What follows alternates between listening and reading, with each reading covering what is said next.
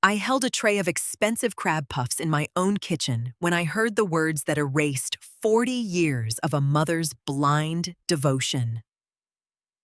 She doesn't matter. The voice belonged to Sarah, my daughter-in-law. She stood in the dining room holding a glass of Merlot I had paid for talking to a group of her friends. I paused behind the French doors, perfectly hidden by the shadows of the hallway. Honestly, Mark and I just let her stay around out of pity. Sarah continued waving her manicured hand dismissively. We only include her in these parties out of obligation. She's basically just part of the furniture at this point. She doesn't matter to our lives. I shifted my gaze to my son Mark. He stood right next to her, swirling his bourbon. He didn't defend me. He didn't correct her. He just offered a weak nod and changed the subject to his new golf clubs. My name is Irene. I am 68 years old and a widow. When my husband passed away 5 years ago, he left behind a comfortable life, including a $3 million investment portfolio and this 5-bedroom house. Mark and Sarah had moved in 2 years ago under the guise of saving for their own place. Somehow, over those 24 months, I had slowly been pushed into the role of the live-in maid and the silent ATM. I didn't drop the tray. I didn't burst into tears. I didn't storm into the dining room to make a scene. I simply set the warm appetizers on the granite counter, untied my apron, and walked quietly up the back staircase to my bedroom. Sitting on the edge of my bed, I listened to the muffled laughter floating up from downstairs. They thought I was invisible. They thought I was trapped in my love for them. I smiled in the dark. If I didn't matter, then neither did my money. I opened my laptop, staring at the glowing screen. It was time to remind them exactly whose house they were standing in. The next morning, the house smelled like stale wine and abandoned ambition. I walked down the stairs at 7, fully dressed in a crisp blouse and slacks, holding my travel mug. The living room looked like a disaster zone. Empty glasses stained the oak coffee table. Napkins littered the rugs. Usually this was the part where I would sigh, grab a trash bag, and start cleaning before Mark and Sarah woke up. That was my old routine. The old Irene would have spent 3 hours scrubbing cheese off the good plates just to keep the peace. Today, I stepped right over a crushed velvet pillow and walked out the front door. I drove to a quiet diner across town, ordered scrambled eggs and black coffee, and pulled out a notepad. I am a practical woman. Tears don't pay bills, and self-pity doesn't fix a broken boundary. I listed out the financial realities of my household. Mark and Sarah paid no rent. They paid no utilities. They drove a luxury SUV that I had co-signed and heavily downpaid. Worst of all, they had authorized user cards linked directly to my primary wealth management account, a little setup we created just for emergencies, which had somehow morphed into Sarah funding her designer wardrobe and weekend spa trips. I finished my eggs and paid the waitress, leaving a generous tip. I checked my watch. The bank opened in 20 minutes. When I returned home an hour later, Sarah was standing in the kitchen wearing a silk robe. She glared at the overflowing sink, then shot me an annoyed look. "You didn't clean up," she complained, crossing her arms. "My friends left a mess, and I have a yoga class in an hour." I poured myself a fresh cup of water from the fridge. "I noticed," I replied simply. "Well, are you going to get to it?" she demanded. I took a slow sip, looking her right in the eye. "No." "Have a great class." I walked out of the kitchen, leaving her standing there with her mouth open. The real shock, however, was currently making its way through the digital banking system. Earlier that morning, my visit to the bank had been incredibly efficient. I didn't need complicated maneuvers or dramatic meetings. I just needed my ID, my signature, and a firm voice. I sat across from Tom, my branch manager, who had known my late husband for decades. "Good morning, Irene." Tom smiled warmly. "What can we do for you today?" "I need to restructure my accounts, Tom," I stated. "I want a new sole owner checking and savings account opened immediately. I want the entire $3 million balance from the Family Wealth Portal transferred into it. And I need to revoke all authorized user privileges on my credit lines. Tom blinked, his fingers hovering over his keyboard. All of them, even Mark and Sarah. Especially Mark and Sarah. It took less than 45 minutes. I signed 4 pieces of paper. I watched Tom click through the screen, severing the financial umbilical cord I had foolishly allowed to remain attached. The money was now locked in an account that only I could access. The credit cards Mark and Sarah carried in their wallets were instantly rendered useless pieces of plastic. Done. Tom confirmed, handing me a new debit card. The old cards will be declined if swiped. The portal login for the family account will show a 0 balance. Thank you, Tom. I smiled, sliding the card into my purse. No arguments, no screaming matches. Just the quiet, absolute power of ownership. I drove back home feeling lighter than I had in years. Now, sitting in my study later that afternoon, I kept my phone perfectly aligned on the desk. I knew Sarah was at her upscale shopping center planning to buy a dress for an upcoming wedding. I knew exactly which boutique she favored. At 2:15 p.m., my phone screen lit up. It was a text from Mark. Then a missed call from Sarah. Then another. I didn't answer. I just picked up my book and turned the page, waiting for the front door to slam. The front door didn't just slam, it rattled the picture frames in the hallway. Mark! Sarah screamed the moment her heels hit the hardwood floor. Mark, get down here right now. I remained in my study. The door cracked open just enough to hear the show. Mark hurried down the stairs, his slippers slapping against the wood. What's wrong? What happened? He asked, sounding out of breath. My card was declined, Sarah yelled, pacing the foyer. At Nordstrom. In front of the cashier, in front of everyone. It was humiliating. I tried the platinum card, and it declined. I tried the backup card, and it declined. I checked the banking app, and it says, our access is revoked. Call the bank. They've made a massive mistake. Okay, calm down, Mark muttered, pulling out his phone. I listened to him dial the customer service number. He paced into the living room. I heard him give his name, verify his identity, and then fall completely silent. What do you mean, removed? Mark asked, his voice dropping an octave. Who authorized that? Yes, I understand she is the primary account holder, but... He hung up. The silence in the house was heavy. Well, Sarah demanded. Fix it. I can't, Mark replied quietly. Mom closed the accounts.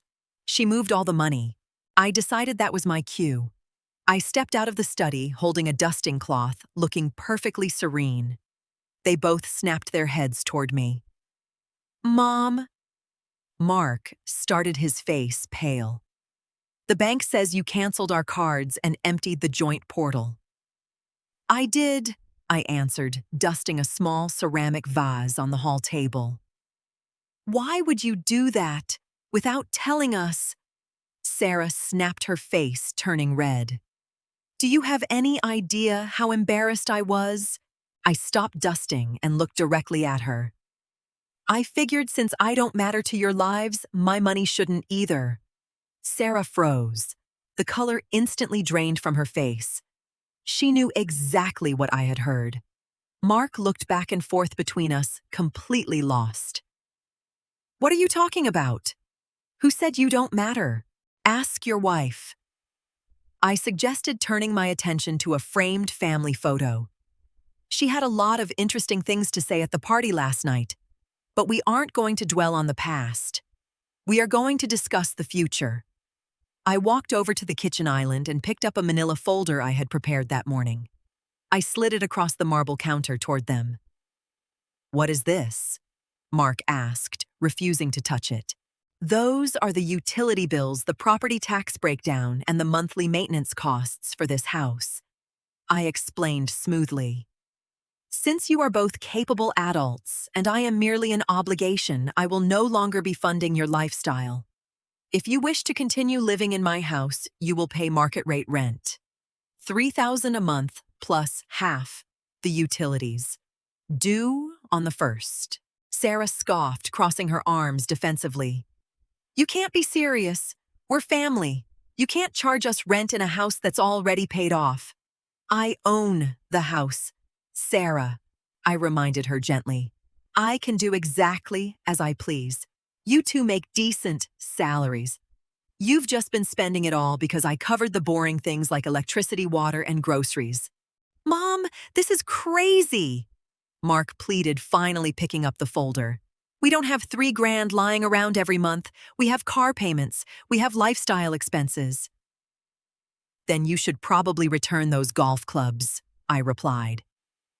You're being vindictive, Sarah hissed. Over one little comment. I am being financially responsible. I corrected, keeping my voice entirely flat. I will not invest in people who do not respect me in my own home. You have until Friday to let me know if you agree to the lease. If not, you have 30 days to find a new place.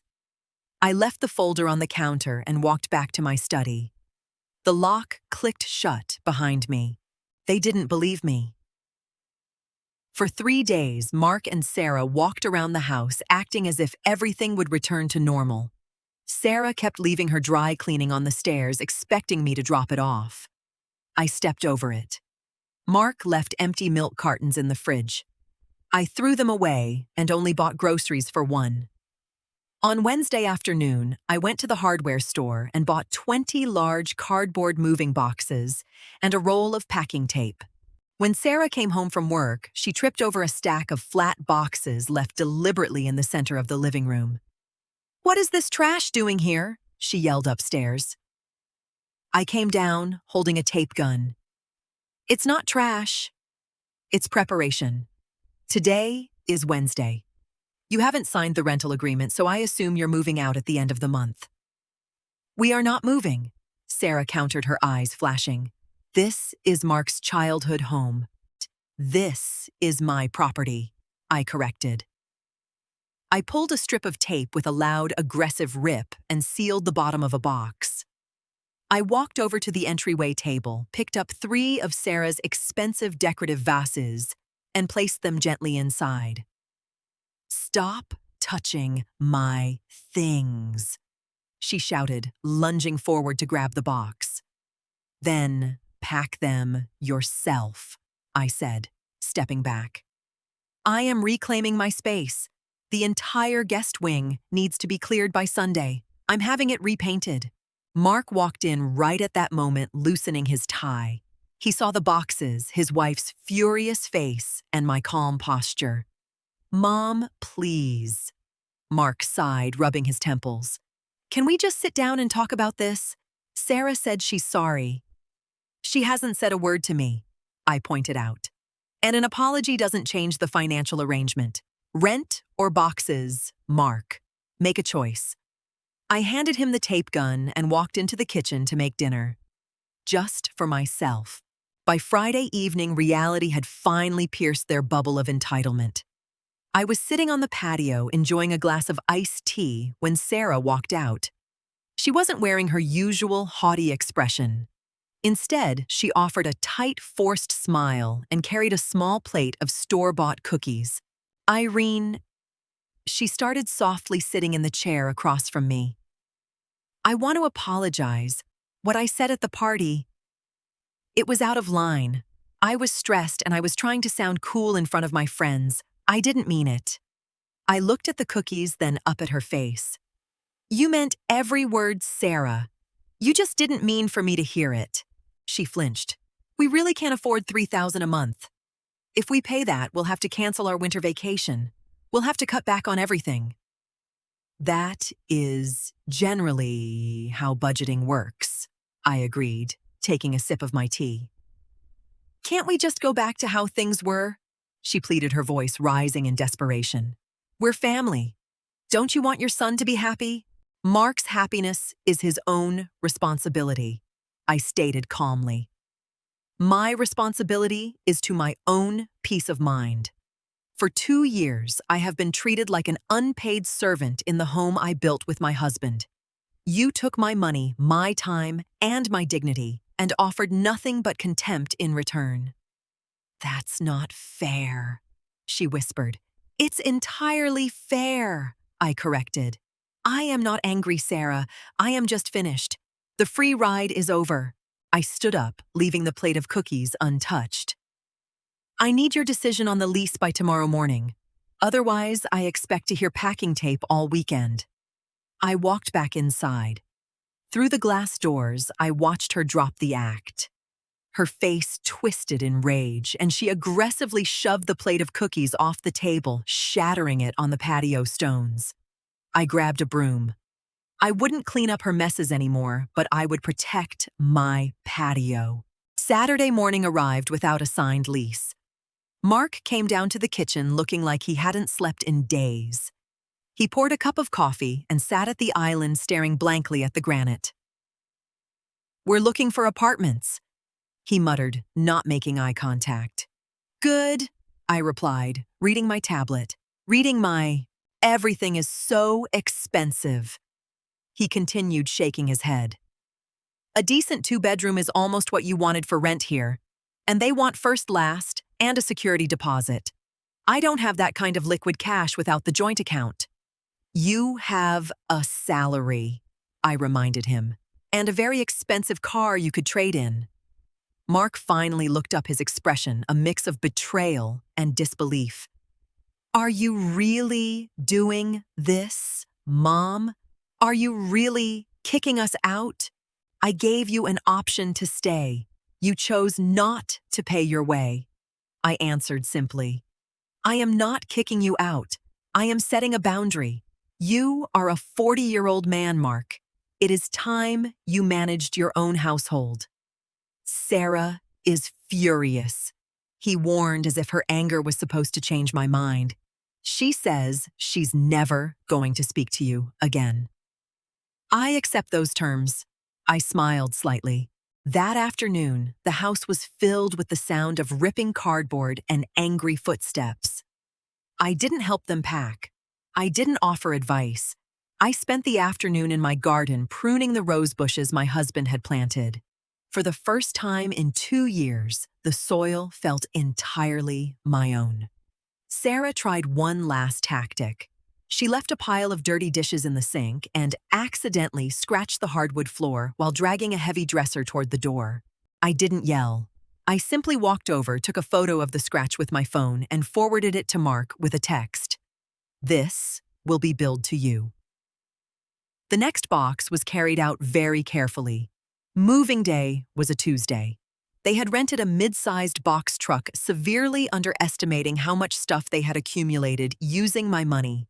I stood by the front window drinking my morning coffee, watching them struggle to load a heavy velvet sofa up the metal ramp. Sarah was sweating her hair messy, shouting instructions at Mark.